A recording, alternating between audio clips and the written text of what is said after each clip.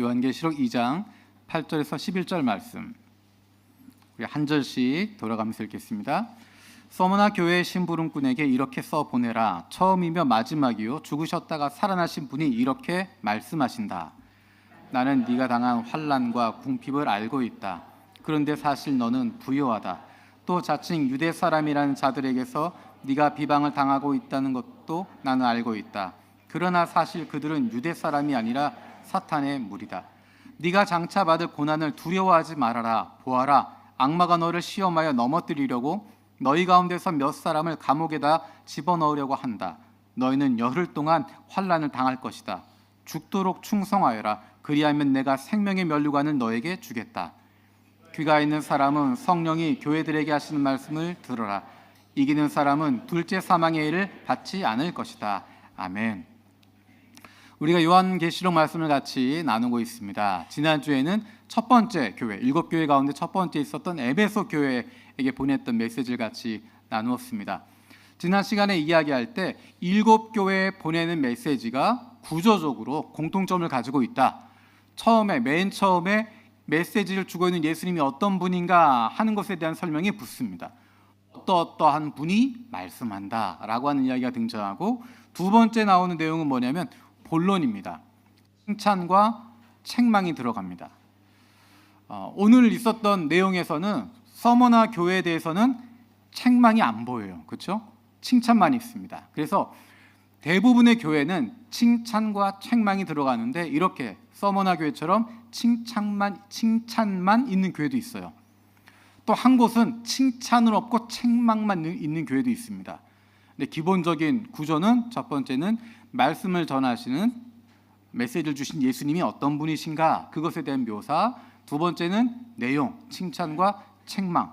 그 세 번째는 격려의 메시지가 담겨져 있습니다. 공통적인 표현으로 귀 있는 사람은 성령이 교회들에게 하시는 말씀을 들어라 라는 이야기를 하면서 격려의 메시지로 끝내고 있어요. 칭찬하는 교회, 책망하는 교회 마찬가지로 그렇게 되어져 있습니다. 오늘 서머나 교회에 주시는 메시지도 그런 구조로 되어 있습니다. 우리 8절 한번 읽어볼까요? 8절입니다. 시작. 서머나 교회의 심부름꾼에게 이렇게 써 보내라. 처음이며 마지막이요 죽으셨다가 살아나신 분이 이렇게 말씀하신다. 아멘. 알파와 오메가, 처음이며 마지막, 그리고 죽었다가 살아나신 분, 누군지 우리는 다 알죠? 누구죠? 예수님을 말하고 있어요. 그런데 이 편지를 읽고 있는 사람들은 조금 다른 느낌으로 보게 됩니다. 왜냐하면 요한계시록을 처음 이야기할 때 얘기했던 것처럼 지금 이 내용들은 그 당시 1세기에 있었던 교회들에게 주어진 편지라고 이야기했어요. 에베소라고 했을 때 사람들이 딱 갖는 이미지가 있습니다. 에베소, 아데미 신전이 있었던 곳, 아시아에서 제일 큰 도시, 거기에는 정말 옛날에 이런 일이 있었어 하는 것들이 금방 들어오는 곳이에요. 이제 나중에 보게 되겠지만 라오디게아, 그럼 그 지역은 뭐 온천 지역이야. 그래서 뭐 어떤 게 있어. 빌라델비아, 그 지진이 많았던 데야. 사람들의 이미지가 있어요. 서머나라고 하면 어떤 이미지가 오게 되냐면 그 도시가 갖고 있는 특징이 있습니다. 서머나라고 하는 것은 에베소보다 북쪽에 있는 도시였어요. 항구 도시입니다. 지금도 그렇지만 항구 도시는 무역이 많이 있었어요. 그러니까 부자예요. 경제적으로 굉장히 탄탄한 도시들입니다. 에베소도 무역을 통해서 굉장히 많은 부를 축적하고 있었던 탄탄한 도시였어요. 중요한 도시였습니다. 그 위에 있는 서머나도 마찬가지예요. 무역을 통해서 경제적으로 굉장히 탄탄했어요. 부유했어요. 그런데 이 서머나라고 하는 도시의 굉장히 재미있는 특징은 뭐냐면, 이 도시가 BC 한 1200년경에 만들어진 도시예요. 그런데 이게 BC 600년경에 완전히 망합니다. 완전히 패망했어요. 도시가 완전히 부서졌습니다. 파괴돼서 한 300년 동안 그냥 공터로 있었어요. 그냥 완전 시골에 있는 그런 도시처럼 아무도 살지 않는 것 같은 그런 황폐한 곳이었습니다. 죽은 곳이었어요. 그런데 그게 BC 300년경에 알렉산더 대왕의 계승자에 의해서 그 도시가 다시 세워집니다. 그러니까 어떤 의미냐면 서머나라고 하는 그 도시의 입장에서 보면 죽었다가 살아난 거예요. 그래서 그 도시를 상징하는 게 불사조입니다. 사라지지 않는다, 죽지 않는다. 서머나라고 하는 도시는 죽었다가 살아난 도시예요. 불사조 같은 곳이에요. 그러니까 예수님께서 설명하시면서 내가 처음이요 마지막이고 죽었다가 살아난 자다라고 이야기하는 것은 단순히 예수님이 부활하셨다라는 의미도 있지만 또 한 가지는 사람들에게 서머나 그 도시를 떠오르게 하는 거예요. 예수님 그분과 서머나라고 하는 도시를 한꺼번에 떠올리게 하는, 그리고 예수님이야말로 진짜 불사신이지, 예수님이야말로 진짜로 죽었다가 부활하신 분이지, 서머나라고 하는 도시가 죽었다 부활했다는 의미, 불사신의 상징처럼 되어 있지만 예수님이 진짜시지 하는 느낌들을 사람들이 이해를 받게 됩니다. 그리고 그 예수님이 뭐라고 말씀하시냐면 내가 알고 있다라고 이야기하십니다. 그 주님께서, 죽었다 살아나신 그 주님께서 처음과 나중이시고 모든 것을 알고 계시고 영원히 죽지 않으시는 불사신 되시는, 불사조 되신 예수님께서 알고 계신다. 우리 9절 말씀 읽어볼게요. 9절입니다. 시작. 나는 네가 당한 환난과 궁핍을 알고 있다. 그런데 사실 너는 부요하다. 또 자칭 유대 사람이라는 자들에게서 네가 비방을 당하고 있다는 것도 나는 알고 있다. 그러나 사실 그들은 유대의 사람이 아니라 사탄의 무리다. 예수님께서 말씀하시는 거예요. 너희가 당한 환난과 궁핍 내가 알고 있다. 너희가 받고 있는 비방 내가 알고 있다. 예수님께서 그것들을 알고 있다는 거예요. 그런데 재미있는 것은 뭐냐면 이 사람들이 받고 있는 환난, 궁핍 그렇게 생각하고 있는데 예수님이 설명해 주시는 거예요. 사실 너희들 궁핍하지 않아. 너희들이 궁핍하다고 생각하고 환난 받고 있다고 생각하고 아무것도 없다고 생각하는데 사실 그렇지 않아. 너희들은 부요한 존재들이야. 그들이 유대 사람이라고 불리는 사람들은 막 비방을 받습니다. 하지만 예수님이 말씀하시는 거예요. 그 사람들 진짜 유대 사람이 아니야. 그 사람들은 사탄의 무리일 뿐이야. 말은 유대 사람이라고 이야기하지만 진정한 유대인들이 아니야. 우리가 핍박과 궁핍이라고 하는 것은 잘 알고 있어요. 우리가 처음에 요한계시록 말할 때부터 로마의 압제 가운데 있었다, 박해 가운데 있었다, 어려움 가운데 있었다, 그래서 핍박을 받았다, 궁핍했다, 힘들었다 알고 있어요. 그런데 여기에 뭐 한 가지가 더 추가됐냐면 유대 사람이라고 하는 사람들의 비방을 받는다라고 이야기합니다. 여러분 사도 바울의 편지들 한번 잘 기억해 보세요. 사도 바울이 편지를 쓸 때 사도 바울이 복음을 전한 이후에 거기에 들어온 거짓 교사들이 있습니다. 거짓된 가르침들, 잘못된 가르침들을 막 뒤에 온 사람들이 가르치고 있어요. 근데 그 내용의 중심이 뭐였냐면 율법을 지키지 않으면 유대인이 될 수 없어. 유대인이 되지 않으면 구원받을 수 없어 라는 것입니다. 그리고 유대인이라고 하는 것을 율법주의로 이야기하는 거예요. 그리고 유대주의로 이야기하는 거예요. 그러면서 뭐라고 이야기하냐면 저 사람들은, 예수 믿는 사람들, 예수를 따르는 사람들은 율법을 무시하는 사람들이야. 율법을 거부하는 자들이야. 모세 율법을 지키지 않는 자들이야. 저들은 율법을 배반하는 사람들이야. 그렇게 비방하고 있습니다. 예수님 주변에도 그런 사람들이 있었어요. 예수님에게 뭐라고 이야기했냐면 너희들은 율법을 지키지 않는다, 율법을 폐하는 사람이다 라고 이야기했습니다. 예수님 뭐라고 대답하셨어요? 인자는 율법을 폐하러 온 것이 아니라 율법을 완성하러 왔다. 율법의 1.1획도 없어지지 않을 거다라고 이야기하십니다. 오히려 예수님께서는 율법의 근본 정신을 깨닫게 해주시는 거예요. 그 당시에 율법주의자들, 유대주의자들이 말로만 안식일을 지키고 말로만 율법을 지켰지만 예수님께서는 하나님의 마음을 그들에게 전하시면서 하나님이 원하시는 모습이 무엇인지를 이야기하시면서 안식일의 주인이 누군지를 분명히 이야기하시고 왜 안식일에 일하지 말라고 했는지 이야기하시고 안식일에 사람들을 자유케 하시고 병으로부터 벗어나게 하시고 죄로부터 벗어나게 하시고 참된 안식이 무엇인지를 알려주시고 행동하셨습니다. 그러니까 예수님은 율법을 폐하는 분이 아니라, 율법을 부정하는 분이 아니라 율법을 완성하고 율법의 정신을 실천하는 분이었어요. 그러니까 예수님을 따르는 사람들도 마찬가지로 율법을 거부하거나 율법을 폐하는 사람들, 율법을 멸시하는 사람들이 아니라 율법을 주신 하나님의 마음을 알고 그 율법을 온전하게 지킬 수 있는 사람들. 예수님께서 산상수훈을 통해서 예수님이 제자들이 어떻게 살아야 된다라는 말씀을 하십니다. 그 내용들이야말로 율법에서 이야기하고 있는 그 내용들인 거예요. 모세오경에서 이야기했던 부분들을 실제 삶 속에서 어떻게 실천할지를 설명해 주신 것이 예수님의 산상수훈의 이야기들입니다. 예수님의 제자들은, 예수를 따르는 사람들은 율법이라고 이야기하지 않지만 그 안에 담겨져 있는 하나님의 마음을 알고 있고 그것을 실천하고 살아가고 있어요. 그런데 그 당시에 유대주의자들이, 오늘 본문에 이야기하면 유대 사람이라고 하는 자들, 자칭 유대 사람이라는 자들, 그들이 거짓된 비방을 하는 것입니다.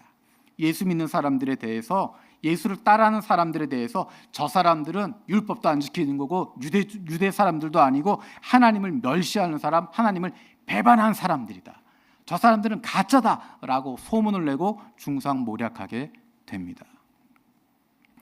특별히 AD 70년 예루살렘 성전이 무너지고 난 이후에 회당에 그리스도인들이 들어갈 수 없게 됩니다. 그런 역사적인 사건이 벌어지게 되면서 유대 사람들과 유대인들과 예수 믿는 사람들의 간극이 더 벌어지게 돼요. 그리고 많은 사람들이 예수 믿는 사람들이 유대주의자들로부터 많은 비방을 받게 됩니다. 그러니까 안팎으로 많은 어려움들을 겪고 있는 거예요. 그런 혼란들을 당하고 있는 거예요. 우리의 기대는 어떤 걸까요? 예수님께서 알고 계시니까 우리가 당하는 핍박, 궁핍 알고 계시고, 우리가 비방당하는 것, 억울하게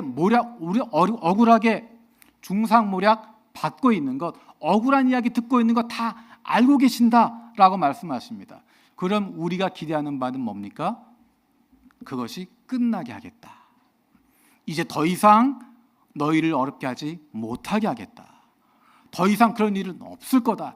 이제 더 이상 그런 일 생기지 않을 거다라는 것을 기대하는데 10절에 나오는 이야기는 전혀 다른 이야기입니다. 우리 10절 말씀 읽어보겠습니다. 10절입니다. 시작. 네가 장차 받을 고난을 두려워하지 말아라.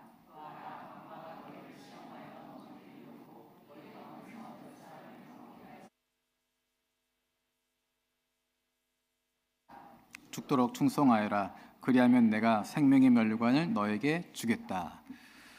여러분, 여기 몇 구절 좀 빠진 것 같지 않아요? 단어가 좀 빠진 것 같지 않으세요? 흐름상 본다면 네가 장차 받을 고난을 두려워하지 말아라. 보아라, 악마가 너희를 시험하려 넘어뜨리려고 너희 가운데서 몇 사람을 감옥에 집어넣으려고 한다. 그러나 내가 그것을 멸할 것이다. 악마가 너희를 넘어뜨리려고 하지만 실상은 내가 그것들을 붙잡고 있다. 내가 못하게 하겠다. 극복하게 하겠다.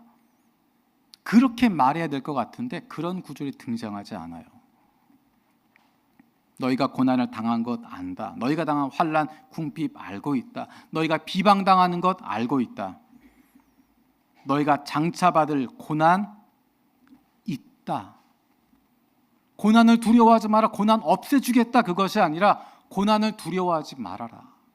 너희들이 정말 악마가 너희를 시험하여 넘어뜨리려고 할 정도로, 너희 가운데 몇 사람이 감옥에 집어넣을 정도로 지금까지 있었던 고난보다 더 큰 고난이 닥쳐오게 될 거다. 지금까지 있었던 것보다 더 어려운 시험이 너희에게 닥쳐오게 될 거다. 지금까지 너희가 경험했던 것보다 더 힘든 것이 이제는 못 견디겠다 싶을 정도로, 다 끝났다 싶을 정도로 어려움이 너희에게 닥쳐오게 될 거다. 그래서 이야기하는 것이 뭐냐면 죽도록 충성하라라는 것입니다. 정말 죽을 것 같은 상황까지 가게 되는 겁니다. 우리가 기대하는 건 고난이 끝나는 거예요. 내가 예수 잘 믿으면 내가 예수 잘 믿으면 잘 풀리는 거예요. 내가 신앙을 가지고 있으면 문제가 해결되는 거예요. 내가 하나님 앞에 헌신하고 있으면 우리 가정이 달라지는 겁니다. 내가 정말 믿음을 가지고 있고 기도하고 있으면 내 앞길이 평탄해지는 거예요. 내가 하나님에게 순수한 마음을 가지고 있으면 내 병이 낫는 거예요. 그런데 문제는 나는 하나님께 헌신하지만 하나님 앞에 정직한 마음을 가지고 있지만 병든 내 몸이 낫지 않습니다.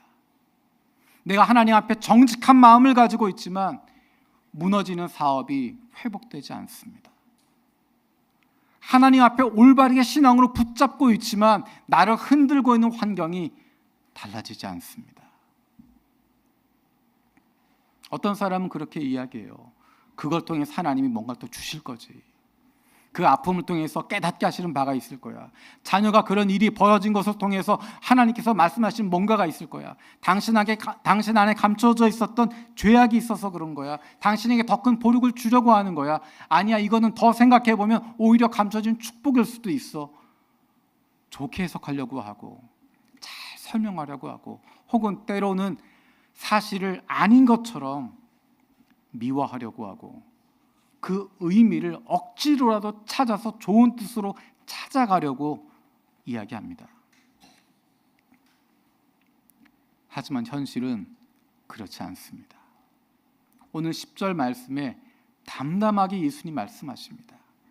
내가 너희가 지금까지 당했던 핍박, 환난 알고 있다. 네가 당했던 그 무고한 비방 내가 다 알고 있다.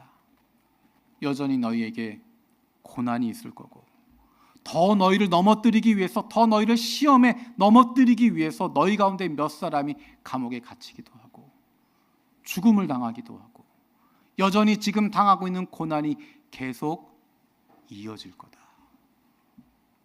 그 아픔이 이어질 수도 있다. 그것이 끝나지 않을 수도 있다. 말씀하십니다. 그게 현실입니다. 그게 우리에게 주어진 상황입니다. 우리에게 있는 문제들을 굳이 미화하려고 할 필요 없습니다. 우리에게 있는 어려움들을 굳이 좋은 것으로 해석하려고 할 필요 없습니다. 어려움이 닥친 것이고 고난이 닥친 것이고 환난이 닥친 것이고 아픔이 닥친 것입니다. 그대로 받는 것입니다. 그대로 받아들이는 것입니다. 그것을 없는 척할 필요도 없고 모르는 척할 필요도 없고 아닌 척할 필요도 없습니다. 끝이 보이지 않는 것 같고 언제 끝날지 보이지 않습니다. 그런데 중요한 말씀이 10절에 나와 있는 중요한 말씀이 너희는 열흘 동안 환난을 당할 것이다. 조금 전에 이야기했던 것처럼 예수님께서 우리가 당한 환난, 궁핍 아십니다. 그것을 당장 멈추게 해주셨으면 좋겠는데 여전히 그 환난과 궁핍이 있습니다. 여전히 당하고 있는 무고한 비방이 있습니다. 여전히 당하고 있는 고난이 있고 앞으로 더 그것이 심해질 수도 있고 더 힘들어지고 더 어려워질 수도 있고 정말 죽을 것 같은 순간이 다가옵니다. 그것을 멈추게 하겠다 말씀하지 않으시고 예수님께서는 우리에게 두 가지 약속을 주십니다. 첫 번째는 그것이 열흘 동안이다 라고 하시는 것입니다. 핍박을 당하고 환난을 당하고 어려움을 당하고 고난 가운데 들어가고 비방을 당하고 있지만 그래서 이것이 영원히 끝이 없는 것처럼 보이지만 영원히 어둠 속에 있는 것 같지만 영원히 고난 가운데 있고 영원히 비방 가운데 있고 영원히 환난 가운데 있는 것처럼 보이지만 점점 산 넘어 산처럼 끝없는 산처럼 보이지만 첩첩 산중인 것 같지만 예수님이 약속하시는 것 그것은 열흘 동안이다 라는 것입니다. 요한계시록에서 열흘이라고 하는 것, 열이라고 하는 것 굉장히 재미있는 표현입니다. 여러분 요한계시록 하면 떠오르는 숫자들 많이 있으시죠? 열흘이라고 하는 것과 대조되는 숫자가 있습니다. 그게 뭐냐면 천년이라고 하는 것입니다. 열흘이라고 하는 것은, 열이라고 하는 숫자는 굉장히 길다란 뜻입니다. 열흘 그러면 길다 느낌이 오는 거예요. 어떻게 보면 끝이 없는 것처럼 보이는 겁니다. 열흘이라고 하는 시간, 하루가 지나고 이틀이 지나고 그래도 아직도 끝나지 않은, 열이라고 하는 숫자, 많다라고 하는 느낌을 갖는 그 숫자인데, 그것과 비교해서 천년이라고 하는 것은 얼마나 긴 시간일까요? 천이라고 하는 숫자는 무엇이냐면 열, 많다, 아주 많다. 그리고 천년입니다. 열흘에 비하면 셀 수 없는 숫자예요. 열흘이라고 하는 것, 끝나지 않을 것처럼 보이고 영원한 것처럼 보이지만 천년에 비하면 열흘은 잠깐에 불과합니다. 한순간에 불과해요. 영원한 것 같지만, 끝나지 않을 것 같지만, 영원히 그 고통 가운데 있고 아픔 가운데 있을 것처럼 보이지만 잠깐일 뿐입니다. 우리에게 주어진 아픔은 영원할 것 같아요. 우리에게는 고난은 끝없는 것처럼 보여요. 하지만 그것은 열흘에 불과합니다. 우리가 누릴 천년에 비교하면 열흘밖에 되지 않아요. 짧은 기간이에요. 이걸 여러분이 경험할 수 있는 100%는 아니겠지만 여러분이 그렇지 느낄 수 있는 한 가지가 있습니다. 여러분 중고등학교 다닐 때 어떠셨어요? 인생을 생각하면 앞날도 보이지 않고 답답하고 평생 공부하다 끝날 것 같고 이 지겨운 공부라고 생각하지만 이미 다 지나가 버렸습니다. 아직 남아있는 친구들이 있어요. 딴 데 보고 막 나에겐 상관없어 생각하겠지만 인생이 이렇게 끝날 것 같지만 평생 공부만 하다가 평생 그것마다 어렵게 끝날 것 같지만 금방 지나가요. 얼마 안 있으면 지나가 버립니다. 제가 가끔 설교할 때 제가 깜빡깜빡 하는 게 있어요. 제가 설교하는 거를 저희 어머니가 모니터하고 계시는데 제가 한국에서 다른 교회 설교하다가 이거 보고 계실 텐데 다른 교회 설교하다가 이런 얘기를 했어요. 이제 그 음식 이야기하면서 시간이 필요하다. 음식은 시간이 필요하다. 그런데 집에 왔더니 어머니가 바쁘셔가지고 햇반 꺼내가지고 햇반 데워서 비비고 육개장이나 새 주시더라. 이제 이야기하면서 이렇게 그것도 맛있지만 실제로 시간을 들여서 하는 게 더 맛있다라고 이제 설교를 했어요. 그리고 잘했다라고 생각하고 왔는데 저희 아내님께서 한마디 하셨습니다. 어머니 보고 계신 거 알지? 저희 아들은 못 봐요. 이거를 군대에 계시기 때문에 못 봅니다. 저희 아들이 지금 군대에 가 있어요. 작년 10월 말에 가서 우리끼리 얘기니까 벌써 6개월이 넘게 지났어요. 그렇죠? 이제 1년도 안 남았어요. 10개월 정도 남았습니다.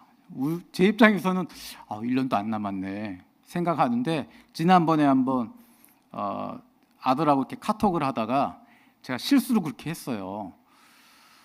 그때가 정확하게 그때가 이제 한 2달쯤 전인데 제가 그랬거든요. 하다가 야 이제 1년 있으면 제대하겠네 라고 했어요. 그때 아드님께서 뭐라고 보내셨냐면 아니요 11개월 15일 남았어요. 제가 보기에는 금방 지나간 것 같거든요. 근데 제 아드님에게는 하루가 천년 같아요 지금. 그래서 영원히 그날이 오지 않을 것 같은 그런 마음을 갖고 있습니다. 그런데 지나가요. 열흘이라고 할 시간, 우리가 환난을 겪고 고난을 당하고 고통 가운데 있는 그 시간, 이게 끝인 것 같고 이렇게 영원히 가는 것 같은데 그 시간은 열흘밖에 되지 않는다. 잠시면 지나간다. 그런데 그보다 더 중요한 것이 있습니다. 사실 아들은 그냥 시간은 지나가는 거야 라고 이야기하지만 예수님께서 우리에게 야 열흘 금방 지나가 조금만 참아 그렇게 하시는 것이 아니라 예수님께서는 우리에게 너희들 참아 기다려 버텨봐 라고 하시는 것이 아니라 우리와 함께 하시면서 내가 너와 함께 하고 있어. 그 열흘 짧은 시간이라고 말할 수 있겠지만 너에겐 평생 같은 시간, 그 천년 같은 시간 내가 너와 함께 있어. 네가 고통당하고 있을 때, 네가 아픔 겪고 있을 때, 네 몸이 찢어지고 있을 때, 네 마음이 무너지고 있을 때 내가 너와 함께 하고 있어. 나는 너를 한 번도 떠난 적이 없어. 나는 너를 붙잡고 있어. 너 때문에 내가 눈물을 흘리고 있어. 나는 너를 내버려 두지 않고 있어. 네가 혼자인 것처럼 느껴지지만 나는 한 번도 너를 버린 적이 없어. 너를 고아처럼 내버려 둔 적이 없어. 내가 너와 함께하고 있어. 창세기부터 요한계시록까지 하나님이 주시는 약속은 늘 그겁니다. 힘들고 어려움 가운데 있는 사람들에게, 고통 가운데 있는 사람들에게 견뎌봐, 지켜봐, 버텨봐 라고 말씀하시는 것이 아니라, 새로운 힘을 주시는 것이 아니라, 다른 길을 열어주시는 것이 아니라, 조금만 더 기다려보자. 내가 너와 함께하겠다. 내가 너와 함께하고 있다. 내가 너를 붙잡고 있다. 내가 너를 버리지 않았다. 내가 너와 동행하고 있다. 내가 너를 내버려 두지 않았다. 나는 항상 너와 그 자리에 함께 있었단다 말씀하고 있습니다. 우리에게 영원처럼 느껴지고 있는 그 시간, 환난과 고난과 고통 가운데 있는 그 시간, 억울하게 당하고 있는 비방의 시간, 아픔 가운데 있는 그 시간, 영원히 끝나지 않을 것 같지만 그 시간 열흘 동안에 끝나는 것이고, 그 시간 주님께서 나와 함께 하셔서 그 시간이 잠깐이든 천년이든 그 힘들고 어려운 순간에, 아픔의 순간에, 나의 고통과 환난의 순간에, 억울함의 순간에, 아픔의 순간에 나와 함께 하시고 내 마음을 알아주시고 나와 함께 나를 위해서 눈물을 흘리며 함께 하고 계십니다. 예수님이 주신 두 번째 약속은 생명의 면류관을 주겠다 하시는 것입니다. 죽도록 충성하여라. 그리하면 내가 생명의 면류관을 너에게 주겠다. 이 이야기는 여러분 그림을 잘 그리셔야 돼요. 자, 죽을 때까지 충성해. 그러다가 죽어. 그러면 생명의 면류관을 주겠어. 그런 의미가 아니에요. 고통 가운데 있고 끝나지 않은 것 같고 그래서 정말 죽을 것 같아. 그렇게 죽어야 생명의 면류관 주겠다. 그것이 아니라 이미 생명의 면류관을 받았기 때문에 견딜 수 있는 힘을 가지고 있는 것입니다. 내가 끝까지 충성해서 얻게 되는 것이 아니라 이미 생명을 얻었기 때문에 견딜 수 있는 것이고 버틸 수 있는 것입니다. 이미 생명을 주셨기 때문에 우리가 예수 그리스도를 구주로 영접하는 순간 우리는 이미 사망에서 생명으로 옮겨졌고 영생을 얻게 되었기 때문에 그 영생을 누리고 살아가는 것이고, 마지막 순간에 그 명예로운 면류관을 우리에게 주시겠다 말씀하시는 것입니다. 지금 이 땅 위에서는 환난을 당하는 것 같지만, 아무것도 없는 것 같지만, 아무도 인정하지 않은 것 같지만 우리를 인정하시는 분, 그분이 바로 주님이시고 그 주님께서 우리의 수고를 모른 척하지 않으시겠다 말씀하고 계십니다.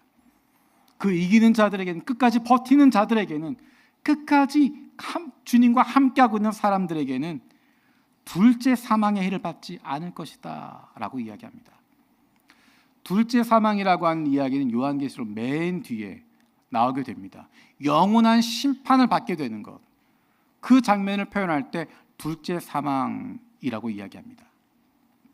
모든 악이 다 멸해지는 순간, 지옥과 사망과 지옥이 불바다에 던져지게 되는데, 모든 악인들이 불심판을 받게 되는데 그것을 둘째 사망이다라고 이야기합니다.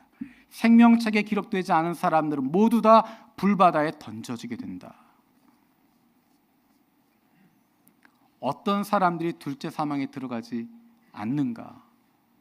쉽게 표현하면 예수 그리스도로 말미암아 구원받은 사람들입니다.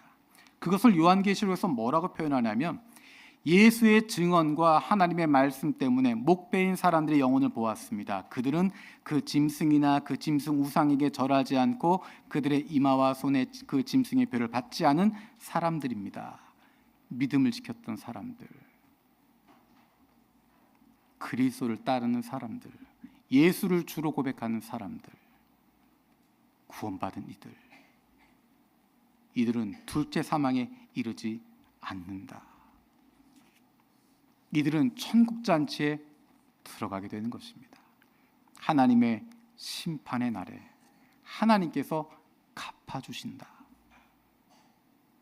그 고통당하게 하고 환난당하게 하고 사탄의 무리 가운데 있었던 이들, 우리를 눈물나게 하고 하나님의 사람들을 눈물나게 하고 아프게 하고 그들을 죽였던 이들, 그들이 둘째 사망에 던져지는 것, 불바다에 던져지게 되는 것, 그것을 보게 될 것이다. 하나님이 심판하시는 것 보게 될 것이다. 하나님이 갚아주실 것이다. 고난이 있는 것 정상입니다. 예수 믿어도 병에 걸립니다. 신앙 좋으면 낫는다, 그렇지 않습니다. 신앙 좋아도 병으로 죽을 수 있고, 신앙 없고 망나니처럼 사는 사람도 우연히 살아날 수도 있습니다. 신앙이 좋으면 사업이 잘 된다, 그렇지 않습니다. 우리가 보고 듣는 많은 것들, 오히려 양심이 없고 다른 사람 속이는 사람들이 이 세상에서 많은 돈을 벌기도 합니다. 예수 잘 믿으면 가정이 평안하다, 꼭 그렇지 않습니다. 가정 안에 여러 가지 일들이, 생각하지 않은 일들이 벌어지게 됩니다.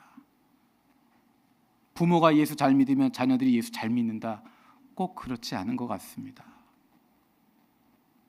부모가 아무리 열심히 기도해도 자녀가 잘 안 되는 경우도 있고, 신앙을 잃어버리고 방황하는 것처럼 보일 때도 있습니다.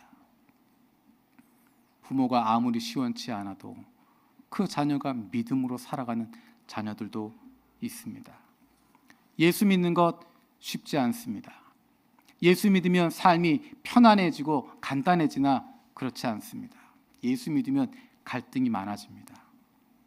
이렇게 사는 것이 옳은가 생각하게 됩니다.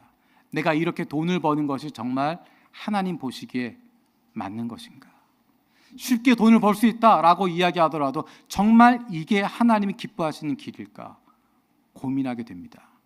단번에 답이 나오지 않기 때문에 고민하게 되고 기도하게 됩니다. 직업을 구하면서도 이 직업이 정말 하나님이 원하시는 직업일까? 이 직업을 통해서 내가 하나님이 기뻐하시는 일들을 감당할 수 있을까? 내가 하는 이 일이 잘 되면 잘 될수록 사회에 유익하고 다른 사람들에게 유익이 되고 하나님 나라 가치가 펼쳐지는 그런 직업일까? 예수 안 믿는 사람들은 고민하지 않습니다. 월급만 많이 준다고 하면, 돈만 많이 준다고 하면 어떤 일이든 할 수 있지만, 예수 믿기 때문에 고민하는 것입니다. 예수 믿기 때문에 우리 회사가 정말 올바른 일을 하고 있나, 의사결정을 잘하고 있나, 이렇게 투자하는 게 맞나 고민하게 됩니다. 그리고 그것 때문에 고난을 당하게 됩니다.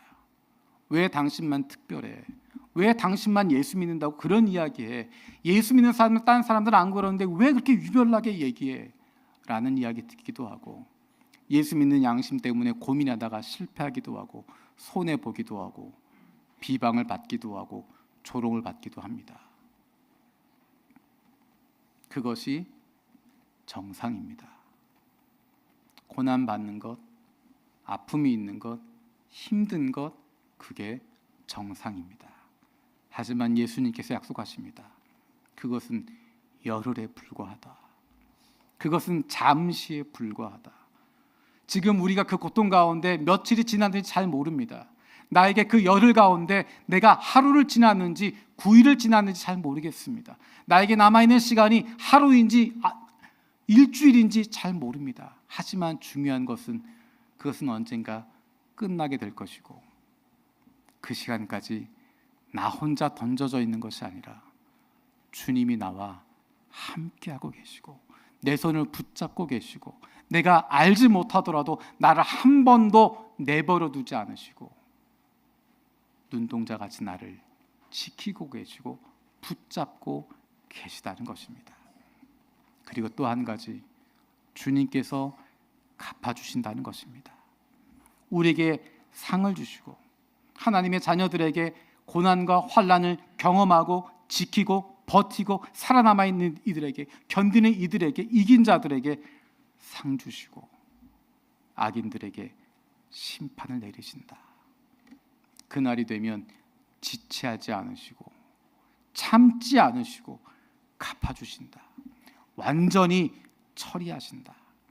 우리가 조금 전에 읽었던 것처럼 하나님 때문에 눈물 흘렸던 사람들, 하나님 때문에, 예수 그리스도 때문에 환난당했던 사람들, 그 사람들의 핏값을 주님께서 친히 갚아주시겠다.